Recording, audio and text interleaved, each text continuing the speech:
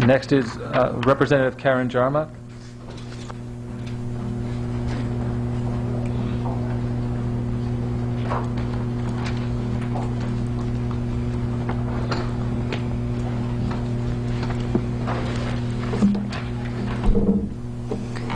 Good evening. Good evening. Thank you. I am here to testify on what I believe is two very non-controversial bills, so I hope you can all take a sigh of relief. I'm here, Representative Karen Jarmock from Enfield, and I'm joined by Correctional Officer Kevin Brace, who was a member of the Correctional Staff Health and Safety Task Force, who is slated to speak much later into this evening, so I received permission from Representative Lawler to allow him to speak along with me, and I hope that's still okay. Okay? So good. I've had good afternoon, but I'll start to say good evening. Does that work for all of you? That's one less person, right?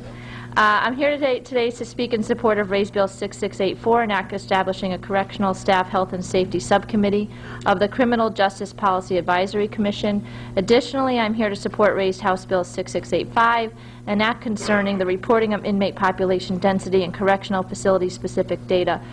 As many of you may or may not be aware, in the summer of 2008, former House Speaker James Amon established this task force in response to an increasing number of assaults that were happening on inmates on correctional staff.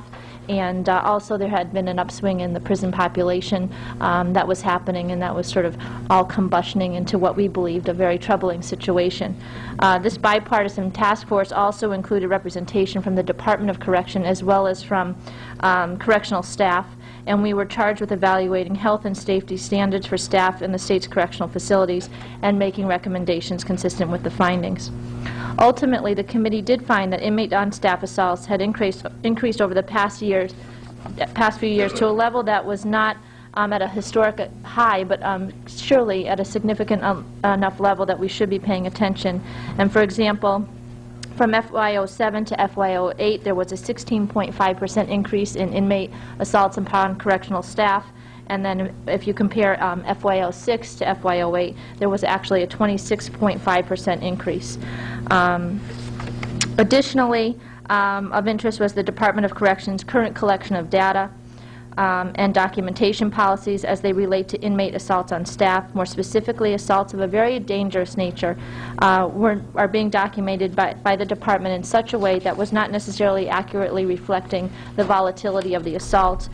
Just to give you some additional data, if you look back over a 14-year period, there were 4,600 inmate on-staff assaults. Of that number, only 197, or 4.3%, were categorized as a level 1, which is the most serious, and obviously and all the rest were categorized as level 2, and clearly we felt that there was a discrepancy there.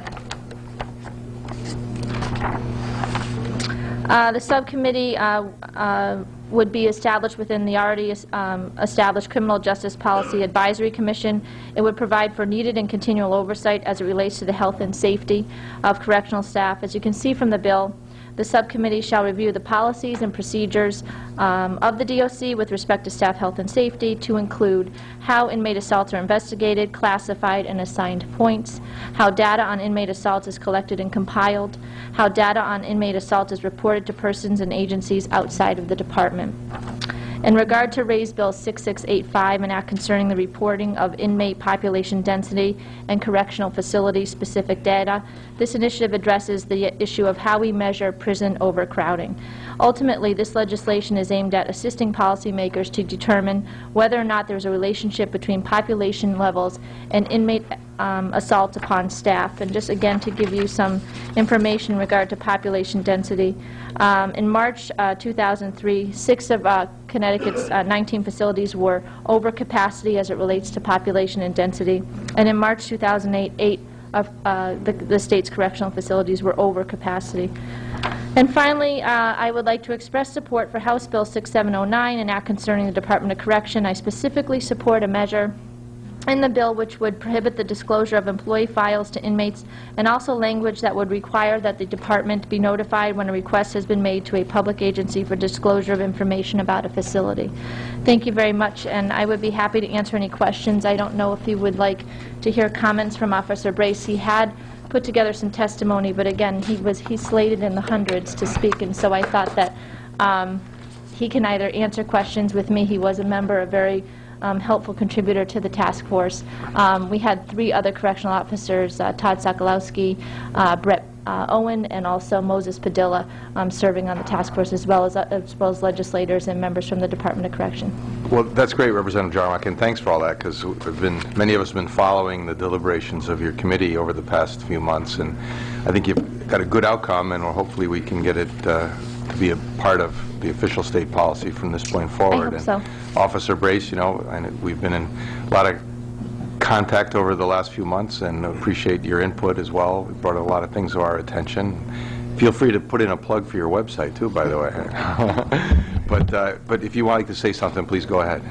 Just in the interest of time, I'm sure everybody wants to get this over with, but I'm just wanted to echo Representative Jarmak's pleas for you to adopt this legislation, and to also publicly thank her and the other members of the task force for doing such a great job. And this definitely was state government at its finest, and I am probably the recipient of this legislation as far as being made safer at work. So I just want to say thank you.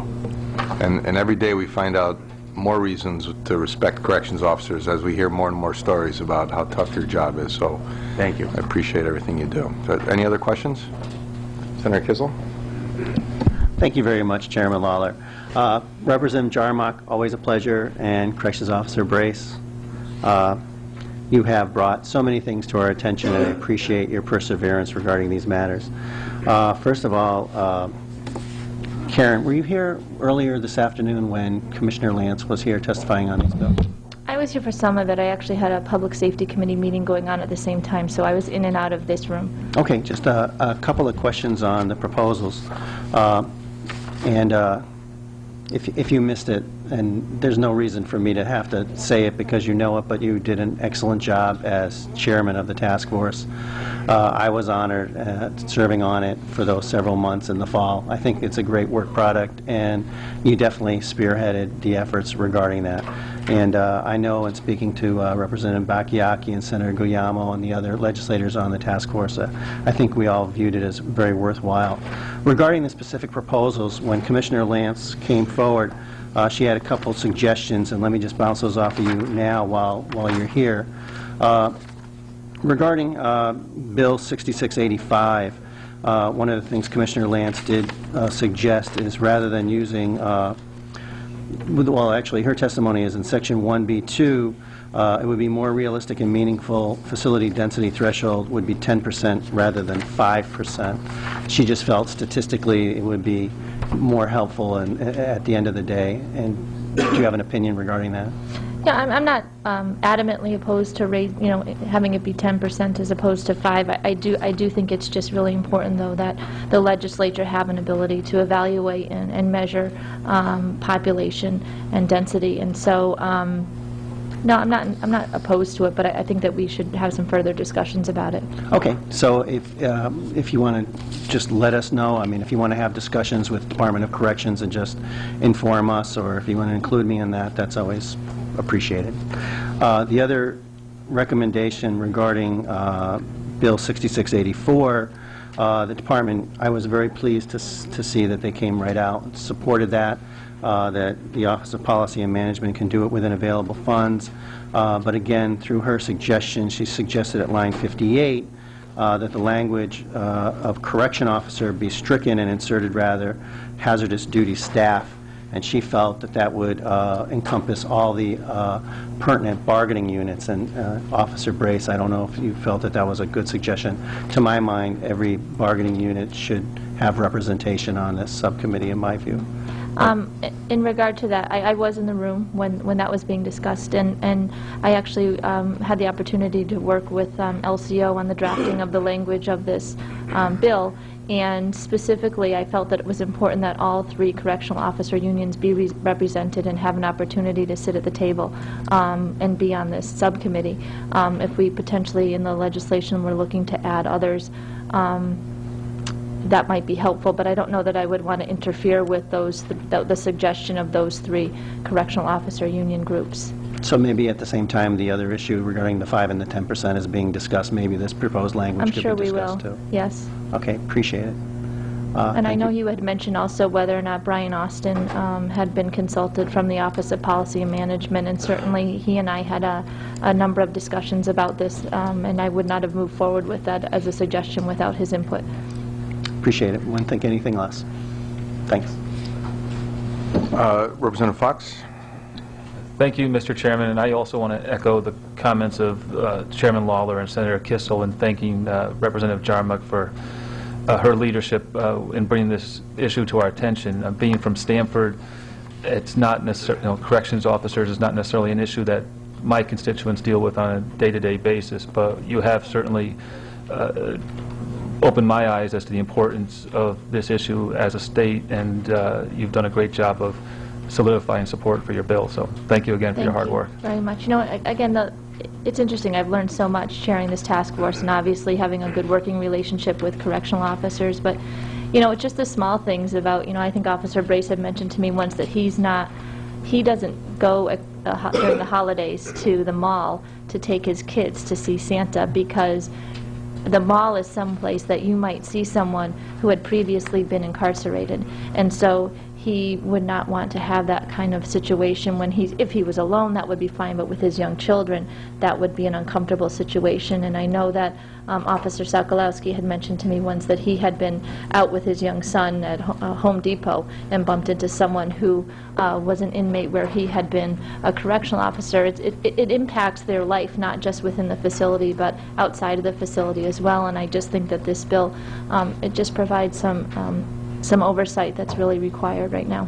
Well, thank you again for your hard work. Further questions? If not, thanks to both of you. Thank you very much.